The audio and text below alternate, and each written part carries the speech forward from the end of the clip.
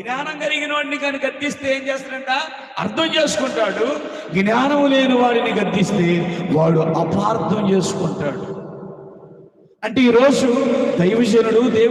దేవుడు దైవజనుల నుండి గద్దించినప్పుడు నువ్వు ద్వేషిస్తున్నావంటే, నువ్వు ప్రేమించటం లేదంటే, నీవు అర్థం చేసుకునేంత జ్ఞానము నీలో లేదు.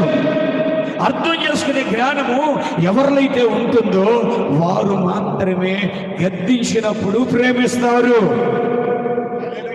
నీ సేవకుడు నిన్ను గద్దించినప్పుడు నువ్వు ప్రేమించగలుగుతున్నావా? ప్రేమించట్లా. ఎందుకో తెలుసా? నీలో జ్ఞానము లేదు. జ్ఞానం అంట అర్థం చేసుకుంటుందండి. ప్రియమైన దేవుని బిడ్డలారా, ఆమేన్, హల్లెలూయా, హల్లెలూయా. అందుకే జ్ఞానం లేనివాడు గద్దిస్తే వాడు అపార్థం చేసుకుంటాడు. నన్నేది గద్దించాడు? నలుగురిలో నన్ను అవపాలు చేయడానిగా, నలుగురు